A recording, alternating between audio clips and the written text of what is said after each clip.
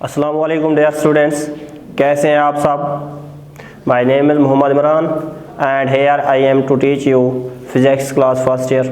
Dear students, आज हमने first year का चैप्टर नंबर 4 स्टार्ट करना है, जिसका नाम है work and energy. Work and energy का आज हम एक टॉपिक कर रहे हैं जिसका नाम है work done by constant force. इस वर्क को समझने के लिए मैं चंद एग्जांपल्स यहाँ डिस्कस करूँगा, आपने ये देखने हैं। देखें, अगर कोई बंदा बैठा है लैपटॉप पे काम कर रहा है सारा दिन, अगर वो काम कर रहा है, वो उसको हम कहेंगे अपनी ज़ुबान में ठीक है उसने काम किया है, वो सुबह से काम कर रहा है। लेकिन फिज़िक्स, हमारी जो फिज़िक्स है वो कहती है नहीं, इसने कोई काम नहीं किया। मतलब जो हम सोचते हैं उससे वो कुछ उलट है।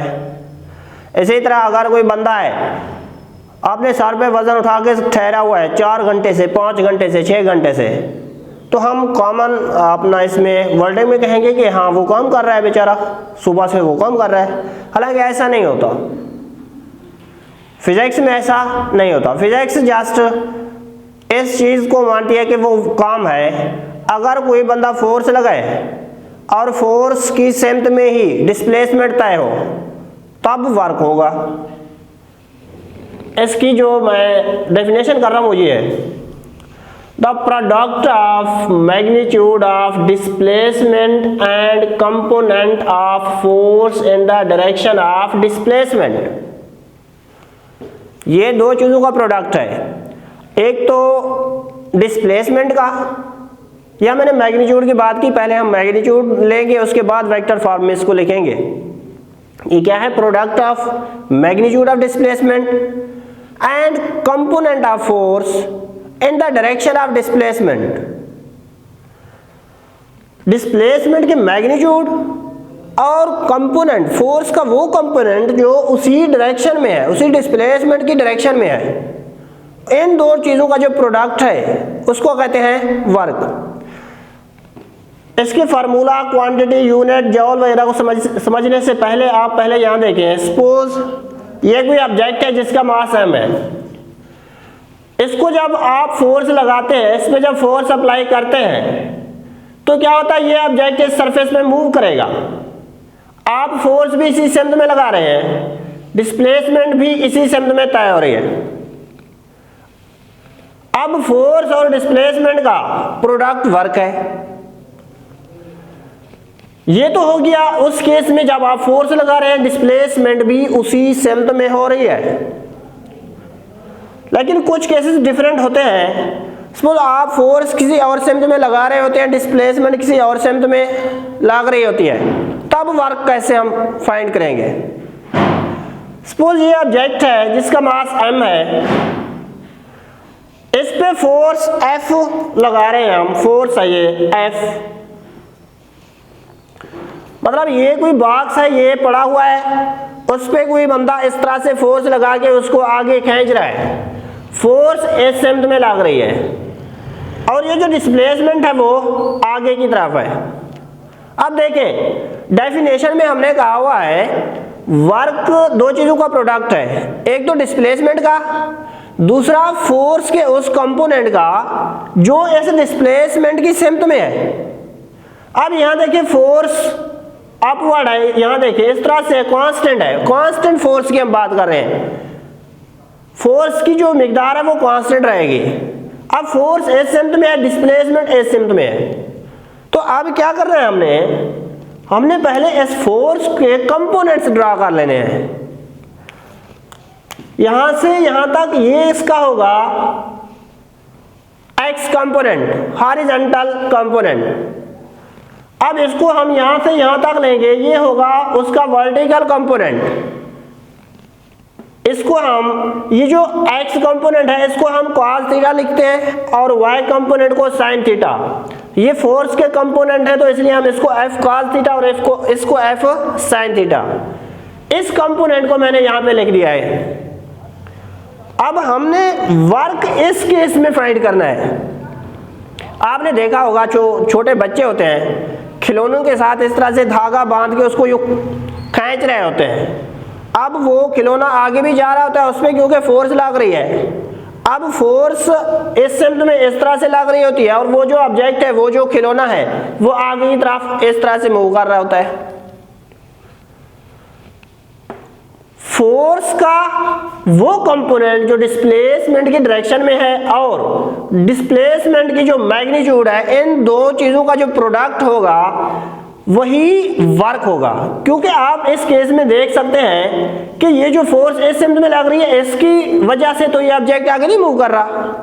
ये ऑब्जेक्ट तो इसलिए मूव कर रहा है कि ये जो फोर्स का कंपोनेंट है ये इस डिस्प्लेसमेंट के डायरेक्शन में है, जो इसी कंपोनेंट की वजह से ऑब्जेक्ट आगे मूव कर रहा है, ना कि इस वर्टिकल कंपोनेंट की वजह से।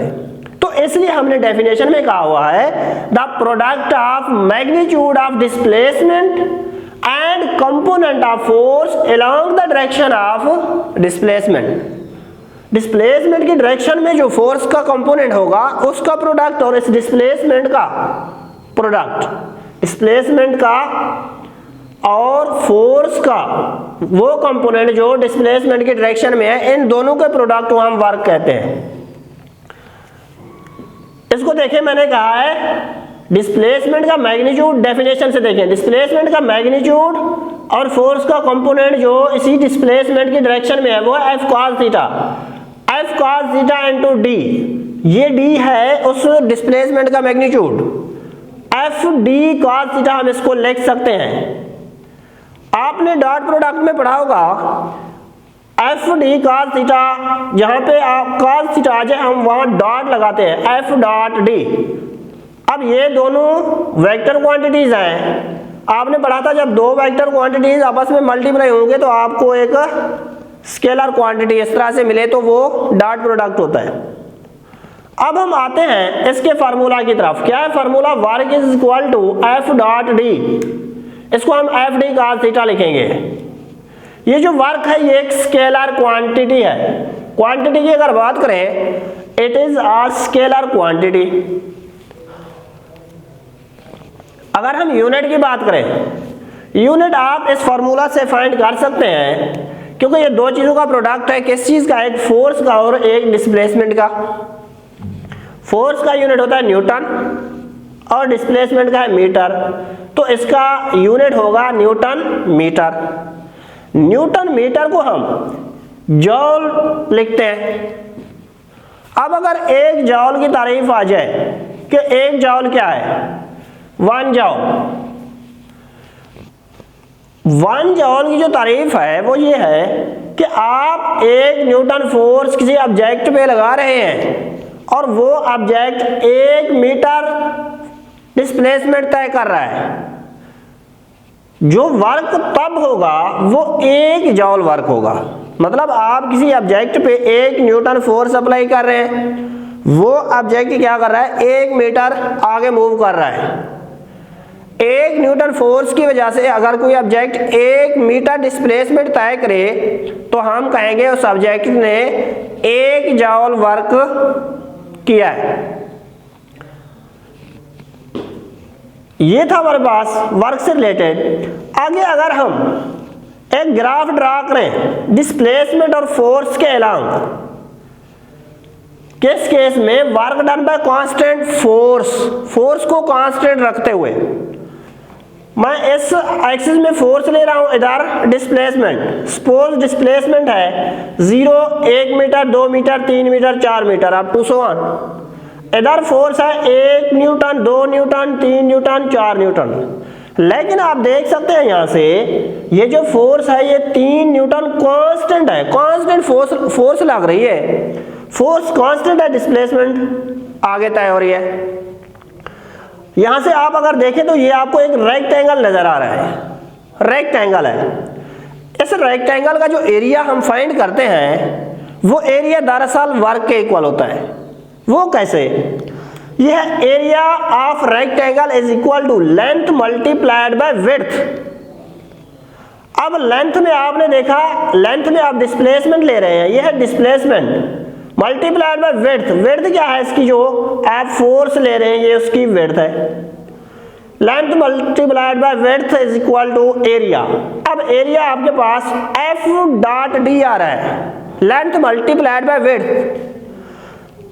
एफ डॉट डी अभी आप पढ़ के हैं वो किस चीज के इक्वल है, वर्क के इक्वल है, तो ये आपके पास इक्वल आएगा वर्क के, मतलब एरिया जो यहां से आप फाइंड करेंगे वो वर्क डन के इक्वल होगा।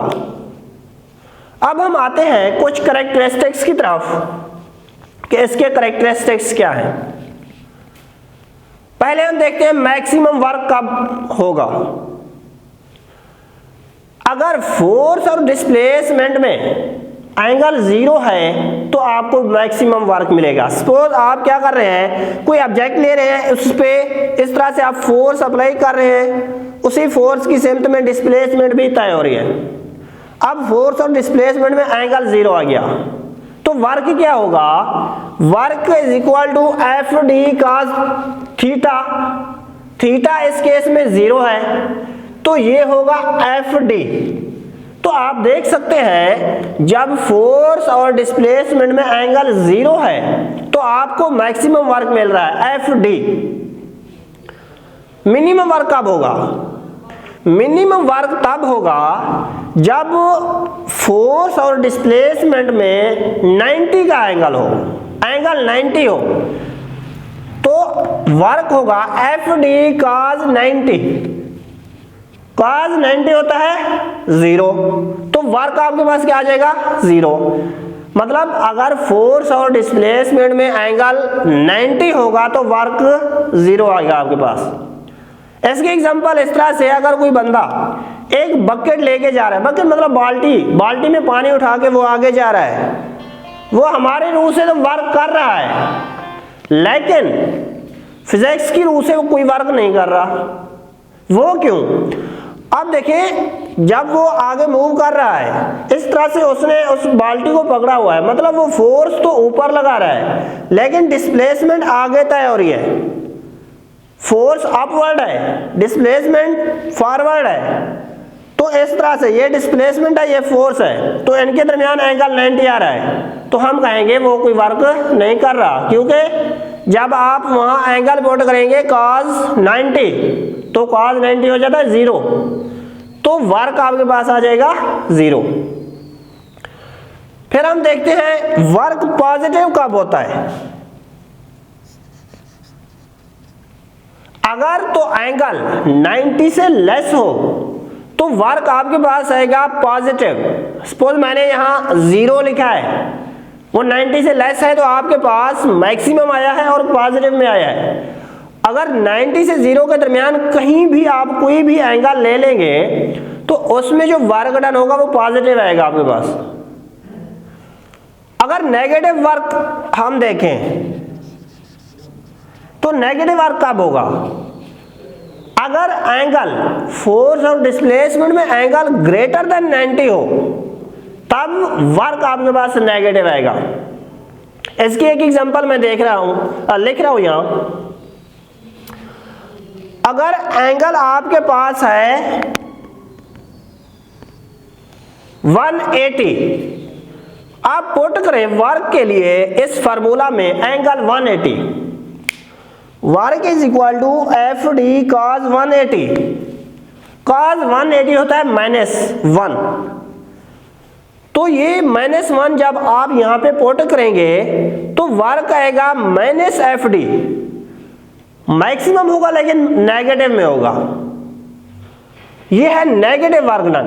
ये तो मैंने आपको 180 के लिए यहां पे शो करवाया है। अगर कोई भी आप एंगल ले लें 90 से ग्रेटर हो तो उसके लिए जो भी वर्क आएगा वो नेगेटिव में आएगा। अगर 90 से लेस होगा तो पॉजिटिव में आएगा। अगर एंगल 90 होगा तो वर्क 0 होगा। ये थे चंद उसके कैरेक्टरिस्टिक्स के वर्क किस तरह से हम फाइंड कर सकते हैं, किस तरह से वो आ सकता है। ठीक है बेटा, अल्लाह हाफिज़।